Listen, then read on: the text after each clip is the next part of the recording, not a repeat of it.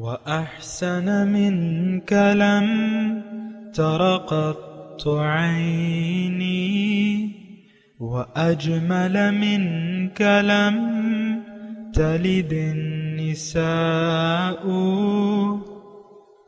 خلقت مبرأ من كل عيب خلقت مبرأ من كل عيب كأنك قد خلقت كما تشاء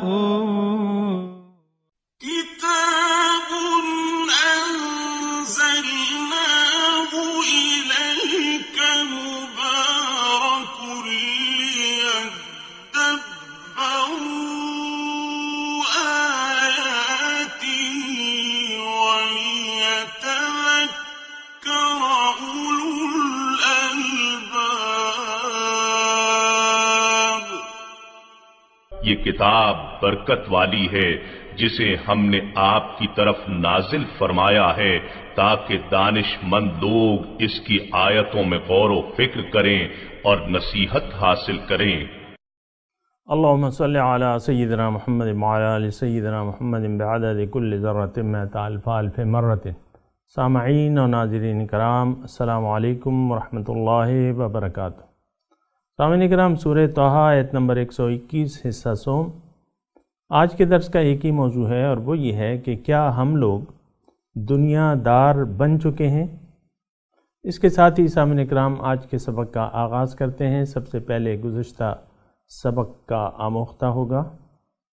فَأَكَلَا مِنْهَا فَبَدَتْ لَهُمَا سَوْآتُهُمَا وَطَفِقَا يَخْصِفَانِ عَلَيْهِمَا مِنْ وَرَقِ الْجَنَّةِ وَعَصَىٰ آدَمُ رَبَّهُ فَغَوَىٰ.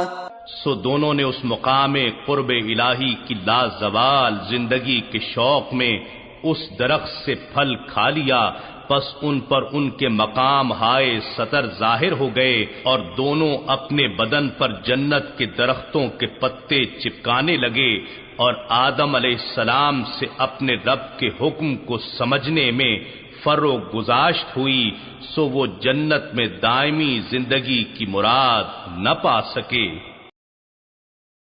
سامعین کرام، سورہ طٰہٰ آیت نمبر 121 آج اس درس کا تیسرا حصہ ہے اور ہم تذکرہ کر رہے تھے انسان کی لالچ کا، اور اس کا خلاصہ گفتگو یہ ہے کہ انسان لالچی تو ہے لیکن اسے عقل اور فکر سے کام لینا چاہیے. اسی لیے قرآن اسے تدبر کی دعوت دیتا ہے، تعقل یعنی عقل سے کام لینے کی دعوت دیتا ہے، تفکر فکر کرنے کی دعوت دیتا ہے، تذکر نصیحت کی دعوت دیتا ہے. تو یہ سب دعوتیں اس لیے ہیں کہ انسان لالچ تو کرے لیکن حقیقت جو چیز حقیقی ہے اس سے محبت کرے. لالچ تو جائز ہے، لالچ حق ہے، لیکن حق کے ساتھ، حق کے لیے. یہ بہت بڑا مرتبہ ہے سامعین کرام. اگر آپ ایک سچی چیز کے ساتھ محبت کریں گے تو پھر تو اس کے نتائج مختلف ہوں گے بنسبت اس کے کہ آپ ایک ختم ہو جانے والی چیز کے ساتھ پیار کرنے لگیں، اس کو دل دے بیٹھیں، اس سے محبت کریں اور اسی کے ہو کے رہ جائیں، جیسا کہ آج ہم سامعین کرام دنیا ہی کے ہو کے رہ گئے. تو یہ بہت یعنی فکر کی بات ہے اور اس پہ ذرا غور کرنا چاہیے. بہرحال تو آج کا جو مضمون ہے سامعین کرام وہی میں آیت دوبارہ پڑھوں گا اور پھر آگے انشاءاللہ بڑھیں گے. اور وہ یہ ہے فَأَكَلَا مِنْهَا، انہوں نے کھا لیا، لالچ میں آ کے وہ کھا لیا، شیطان نے ان کو لالچ دی. تو وہ یاد کریں کہ وَلَمْ نَجِدْ لَهُ عَزْمًا، کہ میں نے ان کو عزم نہیں پایا تھا. بہرحال تو پھر کیا ہوا؟ فَبَدَتْ لَهُمَا سَوْآتُهُمَا، ان کے شرمگاہیں جو ہیں وہ ان کے سامنے ظاہر ہو گئیں. وَاتَّفِقَ يَخْصِفَانِ عَلَيْهِمَا مِنْ وَرَقِ الْجَنَّةِ، اور وہ لگے چھپانے اپنے اوپر درخت کے پتوں کو، اپنی درخت کے پتوں سے اپنی شرمگاہیں چھپانے لگے۔ وعصى آدم ربہ فغوى، نافرمانی کی آدم نے اپنے رب سے۔ یہاں سامعین کرام وہ آدمیت مراد ہے، مطلب یہ ہے کہ وہ فطرت میں انسان کی غلط کرنے کی یا بھول جانے کی یہ عادت موجود ہے۔ یہاں علیہ السلام آپ نہیں کہیں گے، علیہ السلام آدم کو نہیں کہیں گے، مطلب آدمیت ہے۔ اس میں اصل میں آپ کو یہ بات بتاؤں کہ یہ شیطان اور یہ جو واقعہ ہے نا، اور 8-9 بار آیا ہے قرآن مجید میں، تو یہاں اس کے اپنے اپنے معنی ہیں، اور یہ اس عالم کا مسئلہ نہیں ہے۔ یہ ایک بات نوٹ کر لیں، یعنی اس عالم کا مسئلہ نہیں ہے، یہ عالم رنگ و بو میں یہ واقعات نہیں ہیں۔ یہ واقعات ظہور پذیر ہوئے ہیں وہاں جس کے احکامات الگ تھے۔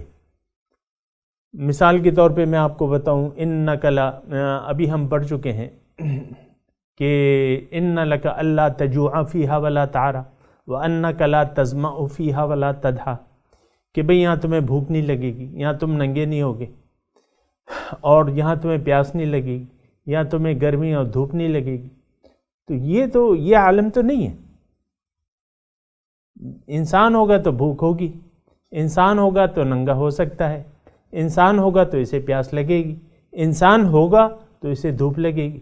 یہ سارے مسئلے تھے، لیکن یہ اس عالم کا نہیں ہے۔ ایک بنیادی بات سامعین کرام نوٹ کر لیں، اس سے میری مراد یہ ہے کہ جب بھی آپ یہ واقعات پڑھتے ہیں، اس کی تفصیل میں نہ جایا کریں، کیونکہ جو ایک بات نوٹ کر لیں بنیادی، کہ آپ کو اس عالم کی باتیں کچھ سمجھ میں آ سکتی ہیں، عالم رنگ و بو کی، لیکن جو اس عالم سے اوپر کے عالم ہیں، وہاں کی عقل آپ کی، وہاں تک آپ کے عقل کی نہ میری دسترس ہے نہ آپ کی ہے، تو پھر اس میں زیادہ غور و فکر، اور کہ بھئی یہ کیا ہوا تھا، اور یہ کہاں تھا، اور یہ کیسا درخت تھا، یہ گندم تھا، شیطان کس روپ میں آیا، کیا کیا مسئلے اس میں۔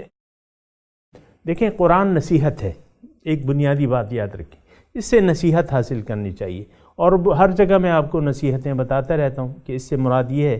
ابھی یہ آدم کا قصہ جو شروع ہوا ہے، میں نے آپ کو ابتدا میں بتا دیا کہ اللہ تعالیٰ انسان کو، آدم کو، اس کے دشمن سے اس میں آگاہ کیا ہے۔ اللہ تعالیٰ نے غیر حقیقی چیزوں کی طرف متوجہ نہ ہونے کی بات کی ہے۔ انسان کی بھول کا اس میں تذکرہ ہوا ہے، لالچ کا تذکرہ ہوا ہے، اور پھر اس میں انسان کو اس کی کامیابی کا راستہ بھی بتایا جا رہا ہے۔ ابھی ہم پڑھیں گے انشاءاللہ کہ بھئی تمہاری کامیابی کس میں ہے، تمہارا طریق نجات کس میں ہے، تو اس کی ہدایت میں تمہیں دوں گا۔ تو وہ ساری تفصیل آ رہی ہے۔ میرے خیال سے آپ تھوڑا سا، اگر آپ نارمل ذہن سے، عام ذہن اور فکر سے کام لیں، تو آپ کو میری یہ بات سمجھ میں آ گئی ہوگی۔ عصى آدم ربہ، آدمیت نے غلطی کی، انسان سے بھول ہو گئی، پہلا انسان، پہلی بھول، فغوا، وہ غلط ہو گیا۔ اس کا مطلب کیا ہے کہ اگر آپ بھول جائیں گے، بھول ہے، انسان میں بھول ہے، خطا ہو سکتی ہے اس میں، وہ کہتے ہیں نا خطا کا پتلا، لیکن یہ نہیں، خطا ہو سکتی ہے، لیکن اس پہ خطا تو دیکھیں شیطان سے بھی ہوئی، لیکن وہ اس نے اڑی دکھا دی، اپنی علم کو زیادہ جانا، اس نے اڑی دکھا دی، یہ شیطانیت ہے۔ اور شیطان کے یہ کہنا پڑے گا سامنے کرام کہ ہم میں سے بہت سے لوگ شیطان کی طرح اپنے غلط نظریات پہ اڑ گئے ہیں، باطل نظریات پہ اڑ گئے ہیں، اور پھر مختلف ہیلے بہانوں سے آپ نے حق کو ٹھکرا دیا ہے۔ اور یہ مسئلہ جو ہے یہ بہت عام ہے سامعین کرام، ہیلے بہانوں سے آپ نے حق کو ٹھکرا دیا ہے۔ مثال کے طور پہ دیکھیں، آپ 70 سال ہو گئے، اللہ تعالیٰ نے ہمیں پاکستان دیا ہے اسلام کے نام پہ، جس کی بنیاد کلمہ توحید ہے، لیکن آج تک آپ سودی نظام کا خاتمہ نہیں کر سکے۔ مختلف ہیلے بہانے دیکھیں اسلام ایک قانون ہے، اس کے لیے آپ کو جان دینی اگر پڑے تو آپ جان دے دیں۔ دیکھیں اللہ تعالیٰ کے حکم کی تعمیل میں جب آپ جان دے دیں گے تو آپ کیا کہلائیں گے؟ شہید، اور شہید تو مرتا نہیں ہے، یعنی حیات جاویدانی ہے اس کی۔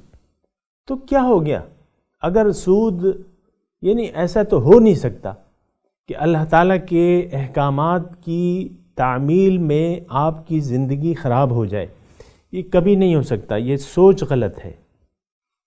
اور یہ سوچ آج موجود ہے سامعین کرام کہ ہم تو تباہ ہو جائیں گے، برباد ہو جائیں گے، تم ہمیں کہاں لے جا رہے ہو، کس طرف لے جا رہے ہو، ہم تو اکیلے رہ جائیں گے۔ یہ ایک انتہائی غلیظ سوچ ہے سامعین کرام کہ ہم اللہ کے سامنے حکم جھکا کے ہم دنیا میں ذلیل و خوار ہو جائیں گے۔ ایسے ہی تو ہو رہا ہے نا سامعین کرام، ہم زبان سے تو نہیں کہہ رہے لیکن اپنے عمل سے دیکھیں، اپنے وہ مغرب کی اطاعت وہ نہیں چھوڑ رہے عملی طور پہ۔ وہی قانون ہے، فوجیوں کو پینٹ پتلون انگریزوں نے پہنایا تھا، آج تک ہم فوجیوں کو پینٹ پتلون پہنا رہے ہیں۔ میں یہ نہیں کہہ رہا کہ آپ کا یہ لباس جو ہے یہ حرام ہے، لیکن آپ دیکھیں اس میں تو آپ سہولت سے نہیں رہ سکتے، آپ نہ سجدہ صحیح طریقے سے کر سکتے ہیں، رکوع میں آپ کی کیا حالت ہوتی ہے، اور اکثر یہ فورسز کو آپ نے یہ پینٹ پتلون پہنا دیا ہے، اس میں آپ فخر محسوس کرتے ہیں، انہی کی طرح جو ہے ہیٹ ہیں آپ کی، او پی کیپ جسے آپ کہتے ہیں، انہی کی طرح آپ کے چست پتلونے ہیں جس میں آپ کے کولے جو ہیں اس کی بناوٹ جو ہے صاف نظر آتی ہے۔ اسلام تو دیکھیں لباس کے کچھ قواعد ہیں، تو اگر وہ قواعد کی آپ خلاف ورزی ہو رہی ہے تو پھر کیا مطلب ہے اس کا؟ لیکن وہ غلامانہ ایک ذہنیت ہے، یہ میں کہنے میں آپ کو کوئی بات نہیں محسوس کرتا، ہماری ذہنیت وہی غلامانہ ذہنیت ہے، مغرب سے ہم متاثر ہو چکے ہیں۔ آپ یہ آج تصور نہیں کر سکتے، مثال کے طور پہ عرض کر رہا ہوں کہ آپ اپنی فورسز کو قمیص شلوار پہنا دیں، یہ لباس اللہ کے رسول نے پسند کیا ہے، مثال کے طور پہ شلوار ہے، قمیض ہے، اللہ کے رسول پردے کی تمام شرائط کو یہ پورا کرتا ہے سامنے کرام، یہ آپ تصور نہیں کر سکتے۔ میں آپ کو واقعہ بتاؤں، جو واقعہ تو وہ یہ ہے کہ دیکھیں آپ فوج میں ہیں مثال کے طور پہ، وہاں پہ آپ جائیں تو وہاں کمبائنڈ باتھ روم ہے، نہانے کی جگہ ہیں، اور وہاں نیکر میں آپ نہاتے ہیں، اور نیکر جو ہے وہ شرعی اس کو پورا نہیں کرتا، وہ کیا ہے آدھی ران، اور یہ گھٹنے سے اوپر تو پردہ ہے، گھٹنے سے اوپر تو پردہ ہے، تو آپ وہ مطلب وہ عام اپنی ستر جو ہے دکھاتے ہیں لوگوں کو، حالانکہ ستر غیر کو دکھانا حرام ہے سامنے، ستر کھولنا حرام ہے، بلا وجہ کے ستر کھولنا حرام ہے سامنے اکرام۔ لیکن میں آپ کو وہ ذہنیت کی بات کر رہا ہوں، وہ غلامانہ ذہنیت ہے ہماری۔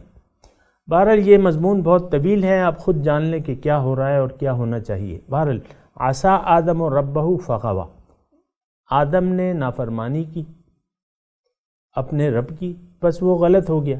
تو اس کا مطلب یہ ہے کہ اگر آپ سے بھول ہو جاتی ہے، وہ خلاصہ کلام یہ ہے کہ اگر آپ سے بھول ہو جاتی ہے تو بھول ہو کے آپ رجوع کر لیں، یہ طریقہ کار ہے۔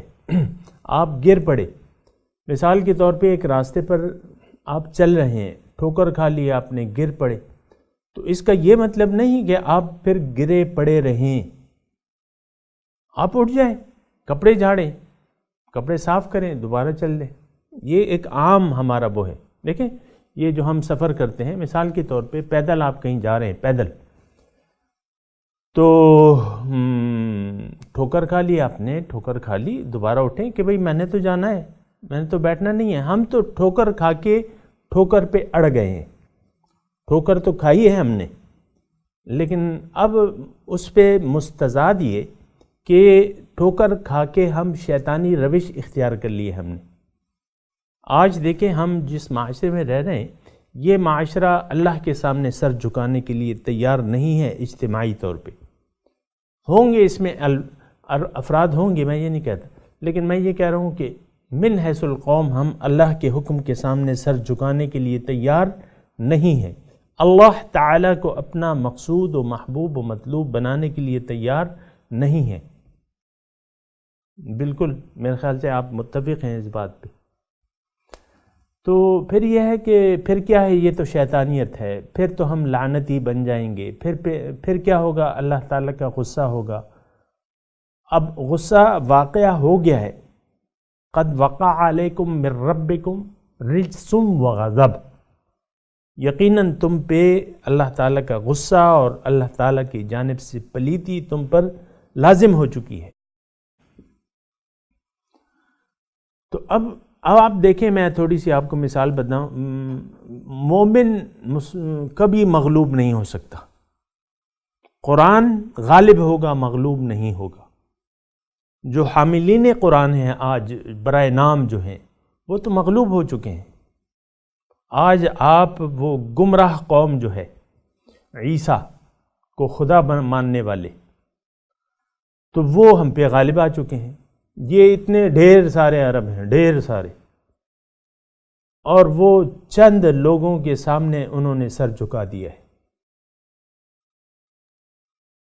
فلسطین پہ اس نے قبضہ کر لیا، قبلہ اول پہ قبضہ کر لیا۔ آپ اپنے مزوں میں بس یہی بس آپ دیکھیں نا کیا ہو رہا ہے، تو ظاہر پرستی ہے ساری۔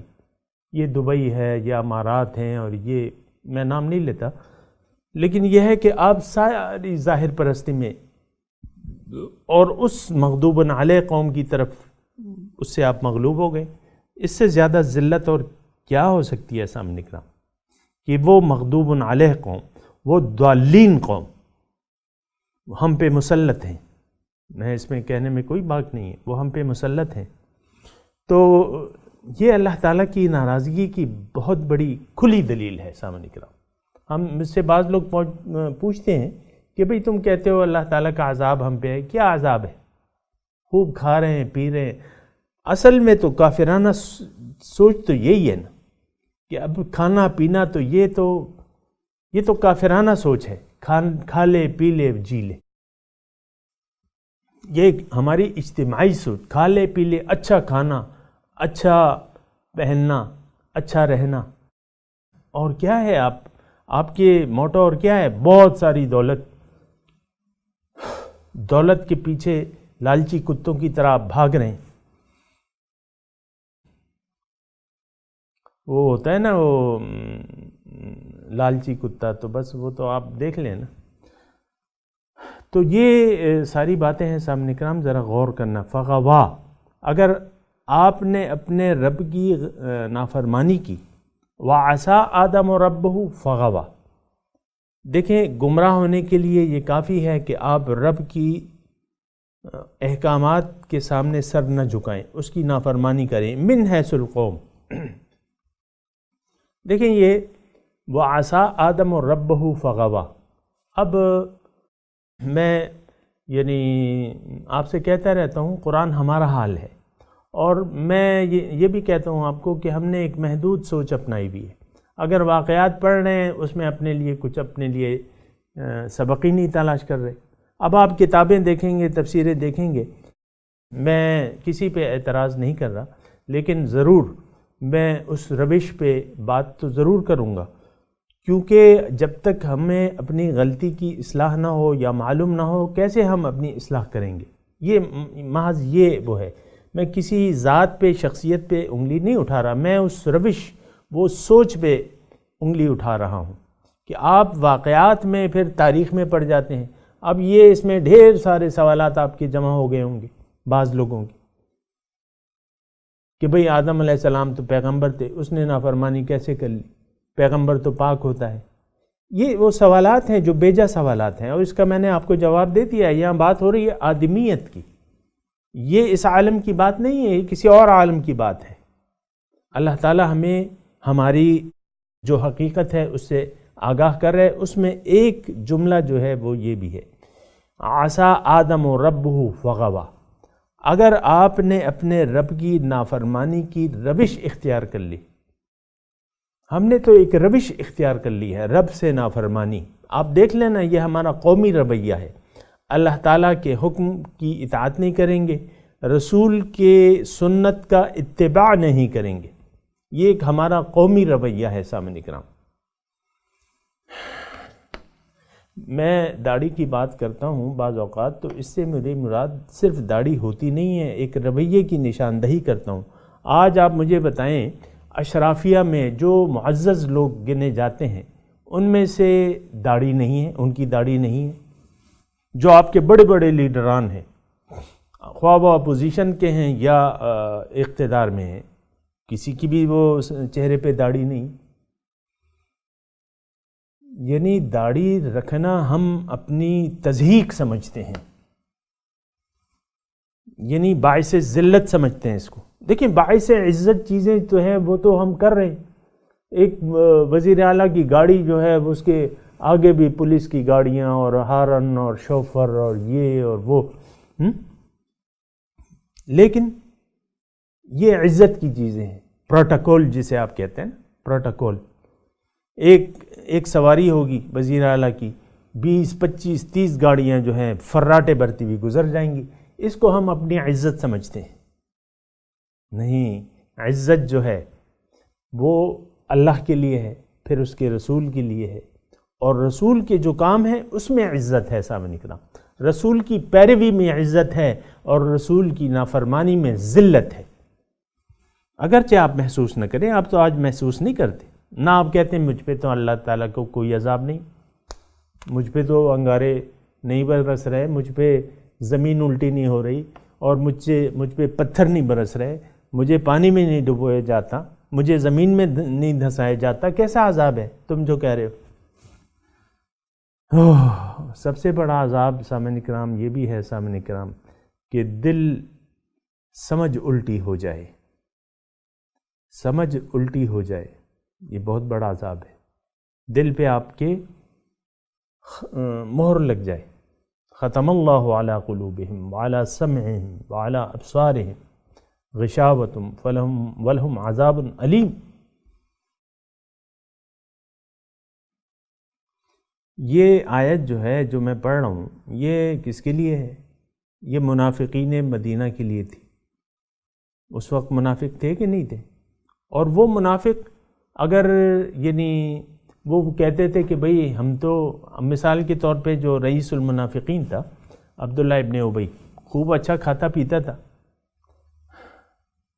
اچھا کھاتا پیتا تھا، اور بڑا وجیح بظاہری طور پہ جسم کے حساب سے اللہ تعالیٰ نے اس کو ایک اچھا جسم، بہت اچھی خوبصورت، اور وہ اتنا معتبر سمجھا جاتا تھا کہ لوگوں نے اسے اپنے سردار کے طور پہ چن لیا تھا۔ ایرے غیرے کو تو لوگ سردار نہیں سمجھتے، ایرے غیرے کو لوگ اپنا بڑا نہیں بناتے، لیکن اس کے لیے سونے کا تاج اتفاق سے سرداری پہ اس کی سب قوم راضی تھی، اور اس کے لیے ایک تاج تیار ہو چکا تھا۔ اب وہ اور اس کے ساتھی جو تھے، یعنی احد کے میدان میں ان کی تعداد واضح ہو گئی، کتنے تھے؟ 300۔ وہ اپنے 300 ساتھیوں کے ساتھ واپس چلا گیا عین جنگ کے موقع پہ۔ کتنی بیناک حرکت کی اس نے، کتنی خطرناک حرکت کی۔ اب وہ کہتا ہے یار مجھ پہ تو کوئی اللہ تعالیٰ کا عذاب ہے نہیں، اپنی موت مرا، مرتے دم تک کوئی خطرناک اسے نہ مرض لاحق ہوا، کچھ بھی نہیں ہوا۔ رئیس المنافقین، حضور صلی اللہ علیہ وسلم کی شان میں گستاخی کرنے والا۔ اگر دیکھیں ہماری اور اس کی مثال میں کچھ فرق نہیں، ہم بھی کہتے ہیں کہاں ہے بھئی عذاب، ایسے ہی لگے ہو تم اپنے آپ سے۔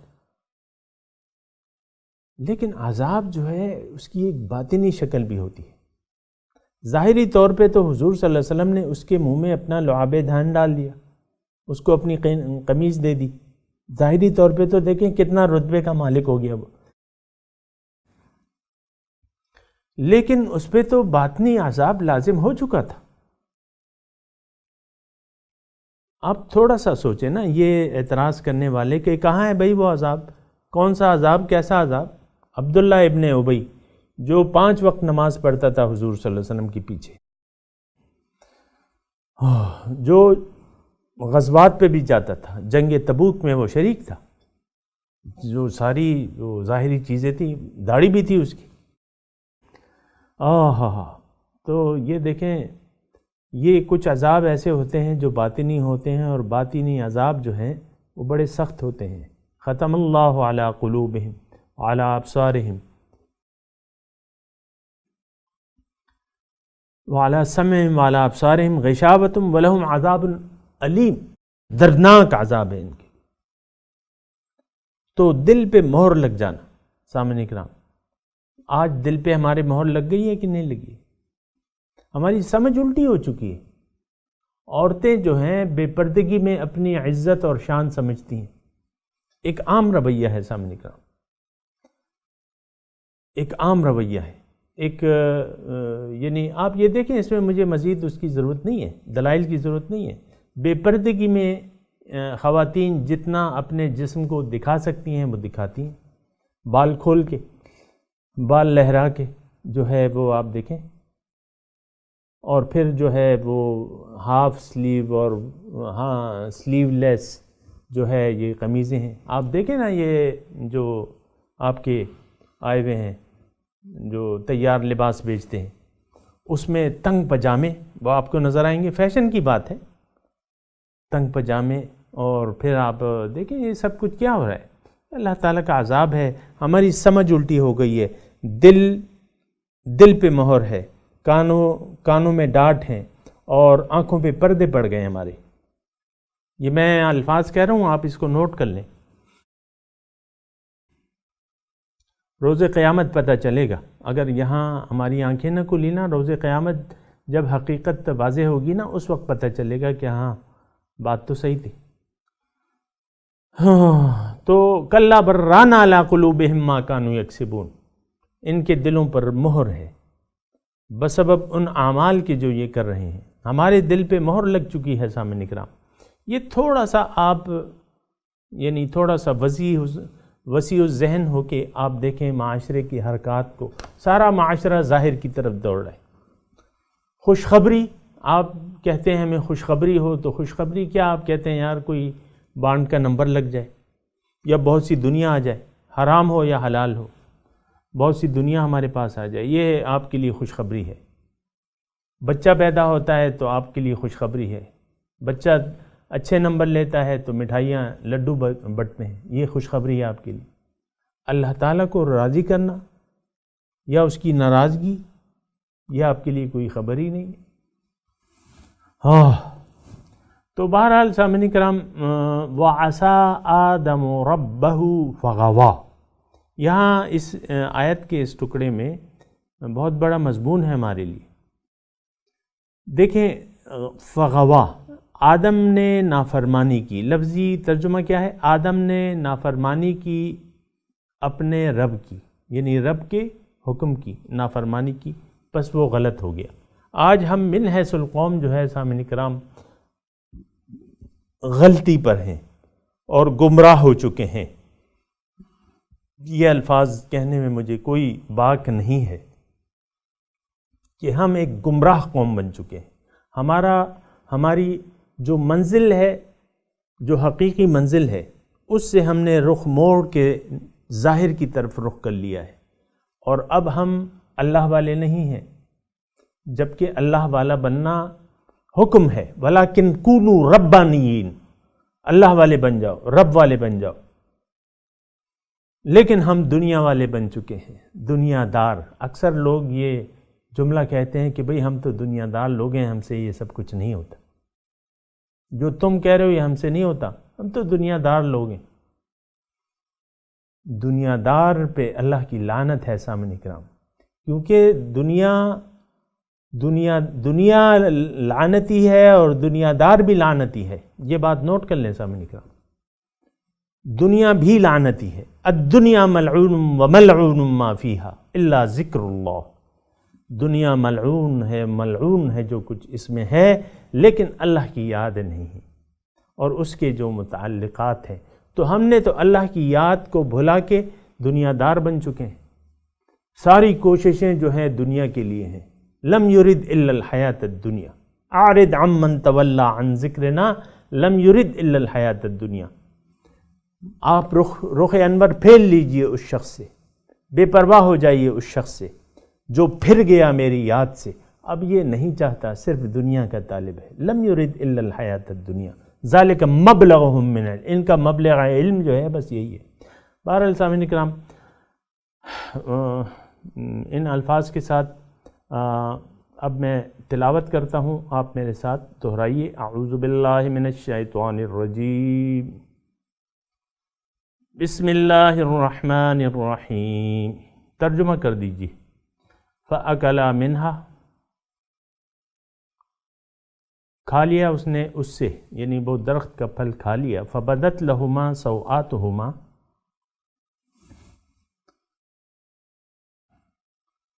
ظاہر ہو گئیں ان کے لیے ان کی شرمگاہیں. وَاتَّفِقَا يَخْصِفَانِ عَلَيْهِمَا مِنْ وَرَقِ الْجَنَّةِ، اور لگے وہ چھپانے ان کو جنت کے درخت کے پتوں سے.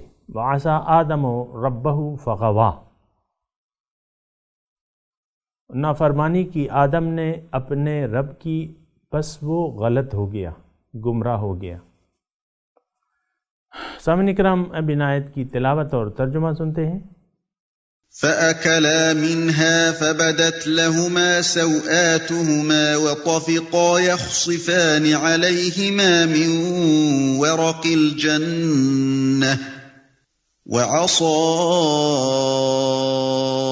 آدَمُ رَبَّهُ فَغَوَىٰ. And so they ate from it, whereupon their bodies became visible to them, and they started covering themselves with the leaves of the garden. Thus Adam disobeyed his Lord and fell. اس کے ساتھ ہی آج کے درس کا وقت اختتام کو پہنچا. انشاءاللہ اگلے درس میں ملاقات ہوگی. وآخر دعوانا ان الحمد للہ رب العالمین، والسلام علیکم ورحمۃ اللہ وبرکاتہ.